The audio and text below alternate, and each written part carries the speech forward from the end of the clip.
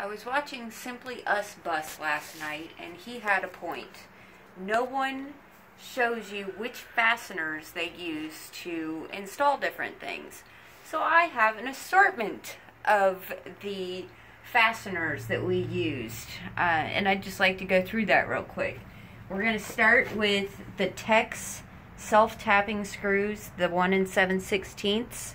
This is what we use to put all of our strapping in, from both the roof and the floor, in between our insulation panels.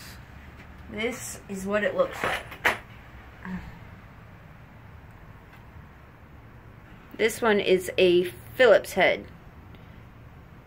So we use that for 99% of the bus so far. They're good screws. They are very good screws. They suck right up into this metal without an issue. The other one that we used, as you can tell, we used quite a bit.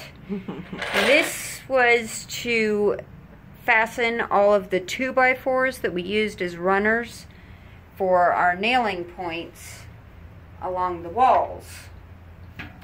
So you see these here, we kind of countersunk them a little bit, and they go in and they hold that really firm right into the metal. This is what they look like.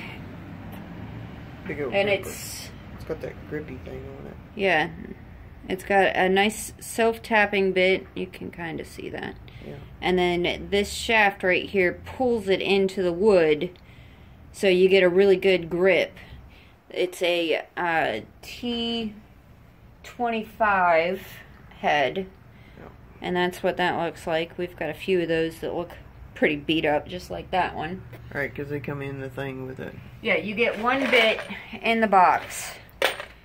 We bought an extra pack that had the longer ones in there, and I definitely recommend having the longer bits. Yeah. It helps drive it in there a little bit easier.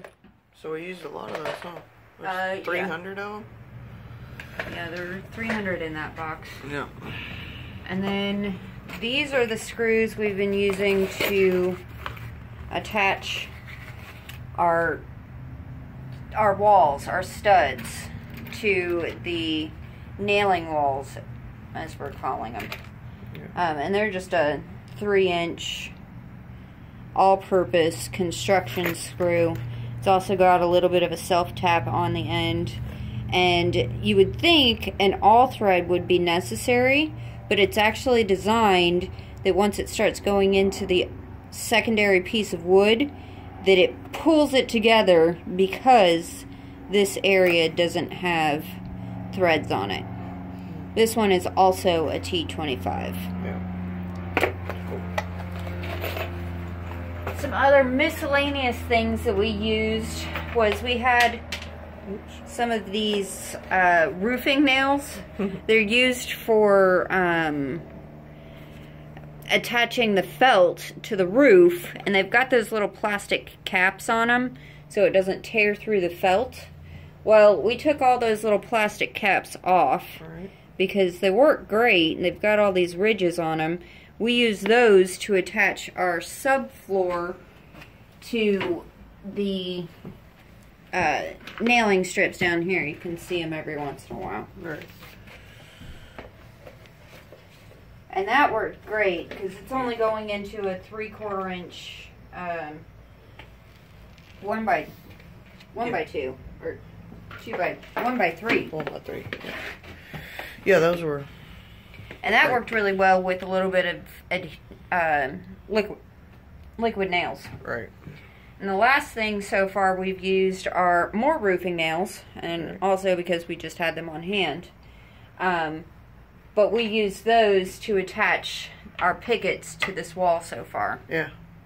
That was Tawana's idea. She found those. Gives it a rustic look. Yeah, and, well, you can see it on the other side, that it's a much more rustic look than just boring old nails. Right. So that is what we used, or what we've used so far. The only other fastener that we're talking about that we left off would have been the staples, and that's to hold up the canvas. So yeah, that's it. I just thought somebody out there should know, and he's right. Nobody out there tells the dirty little secrets of what fasteners we use or why we use them. So I just thought I'd share. Yep. Thank you, YouTube. Have a great night. Cool. Bye. Peace out.